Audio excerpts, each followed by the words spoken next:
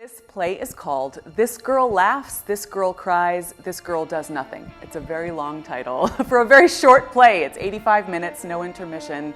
It's a fairy tale created by a Tasmanian-based playwright named Finnegan Crookmeyer. And this will be the New England premiere of this piece here, although he's a very prolific playwright, but we don't know him very well around here, so we're excited to introduce New England audiences.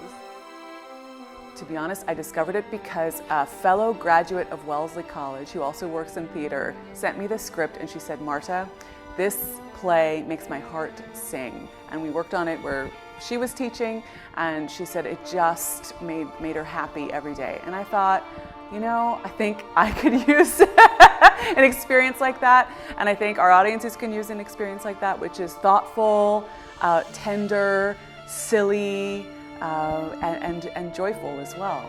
And it's been that for us. It's definitely been that. So this is a modern fable. It's a created fable, and there are 3 triplets who are born in a wood. They have a woodcutter father.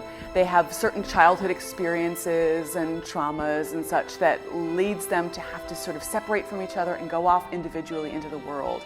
And they determine that they're going to walk the world until they find what they're looking for. One walks one way, one walks another way, and one stays right where she is and waits for them. And it's funny, Wellesley College has a reunion this weekend, but this play is about a reunion that is decades in the making. So we watch them live their lives, grow, change, learn, hit barriers, overcome them, learn things about themselves, help people, and then we're just rooting for them to find each other again in the world. This is a fable. There's no cell phones, there's no emailing each other, there's no contact, right? So it's just dreaming and wondering and hoping and wishing, and there's a real elegance to that connection that they have with each other. I think it's open to interpretation. I mean, I think for me, it's a lot about forgiveness. It's a lot about persistence. It's a lot about, what home is, what you can call home, and how you make home where you are, and the sort of the meaning of that. We in rehearsals would have conversations all the time, like, what is this play about for me today? It's about so much. And everybody would come in with a different perspective. One time one of the actors says it's about baking, which it is, but in the sense that baking made her feel connected to family and made her feel like home when she was cooking her grandmother's recipes, right? So last night was our first preview, and an audience member came up to me after and said, is it fair to say that this play is an allegory? And I said, yes, it is fair to say that. And I would love to find out from audiences how they connect to the story, because I think there are many, many, many ways in for a lot of different people.